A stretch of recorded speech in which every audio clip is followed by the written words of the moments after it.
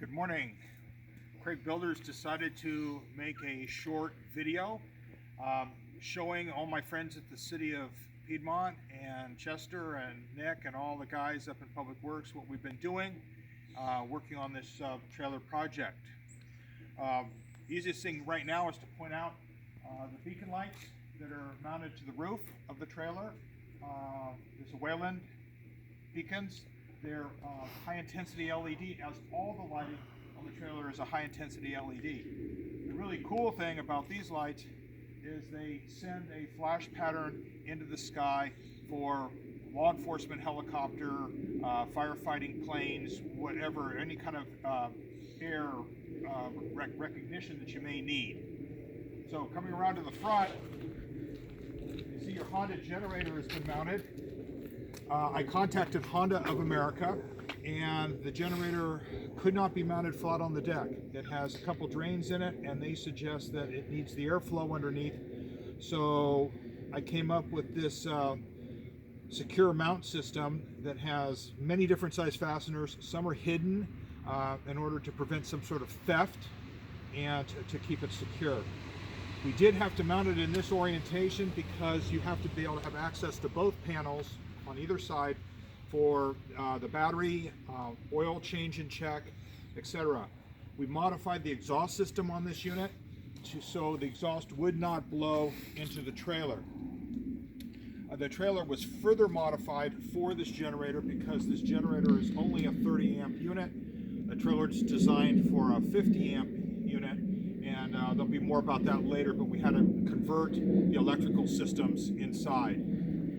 You're marked up here on top, City of Piedmont Emergency Response Unit. The light above it is mounted on a custom mount because the surface is curved and Wayland doesn't make anything that will mount on a curved surface. So that was specially mounted. It's also a high intensity LED for working on your generator and dealing with any kind of hookup up here in front. As we move down the side, you can see once again, we have all of your reflective stripping is a 3M, made in the United States here, product. It sends out, when a headlight hits this, it just lights up. It's an amazing, amazing setup. You have emergency flashers on the top. The amber one is in the front, the red flasher is in the back, and then you have your scene light mounted in the center. The scene light is so bright that it illuminates an area approximately 20 feet from the edge of the trailer and the length of the trailer. It's fantastic. It's an amazing, amazing unit. As we move around to the rear of the trailer, we have the new emergency vehicle rear end that's wanted by the California Highway Patrol. This is all made to California Highway Patrol specifications and has been inspected. Your directional indicator is mounted on top. This did present a bit of a challenge. That is where all of the mechanism for the tailgate is located. So we ended up making a custom mount out of 1/4 inch thick aircraft grade aluminum. It has buttresses on both ends to prevent it being struck by a tree limb or anything that it might rub up against. This side over here, the left side, is a mimic of the side with the man door. Like I said, you see there's two beacons on the roof. They're one on either side. Come back around to the personnel access point here, and we welded a step, pull-out step on the frame of the trailer. This provides a little more safety, a little bit easier access to the interior of this unit. Why don't we step inside and you can see what we've done inside. We're inside the trailer right now. The emergency lighting has all been installed and hidden in the walls.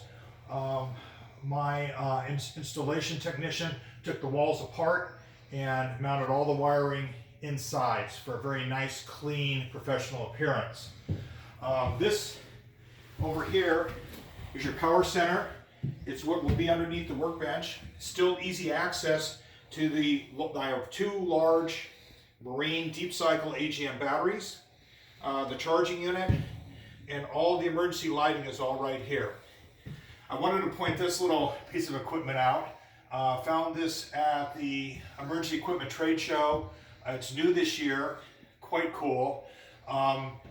You have two LED lights that pop out for completely illuminating your work area and your workbench, or you can push them up to illuminate the rear of the trailer. And I know that the city of Piedmont uses cell phones extensively for comms instead of radios. So this particular unit has USB ports and a spot to drop your cell phone in so you can be hands-free. This is basically your power center for the top of your workbench, so you have some electricity. Over here we have the first shelving unit. This is bolted not only to the frame of the floor, in the floor of the trailer, it is bolted to the steel frame in the walls of the trailer. So this is going absolutely nowhere. As you can see, it's got 320 bolts in it, holding it together, all grade 8 and grade 5 SAE. On the floor, you have your E-track. It's bolted down through and through to the frame and the floor system, so it's very, very strong. The shelving units have what's caused most of the problems. For some reason, the manufacturer didn't understand what we wanted, even though we had drawings. This took almost 2 months to get from them, and many trips to and from Union City.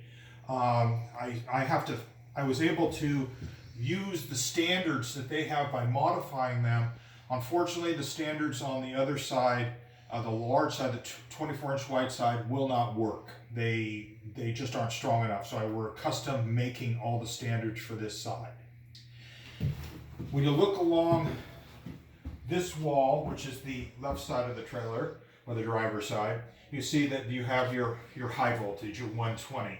This is going to be for your air compressor, and that is for the other power sources up here. The air compressor was the other issue that we ran into.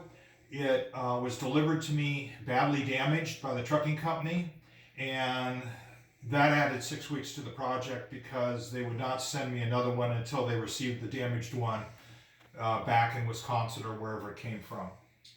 So we are moving along. Currently, the standards, the vertical standards for the wide side are being fabricated here.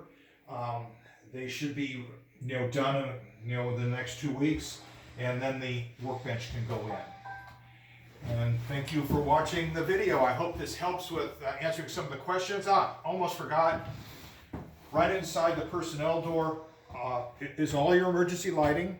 You have your primary switch, which we had to replace the little switch. It wasn't strong enough. So this is a heavy commercial grade on-off switch for the whole power system. Right above it is your safety lighting, and above that is your panel for your directional indicator. There we go. I think that's about it for now. We will send another video when we have the shelving unit completed on the other side. Thank you for watching.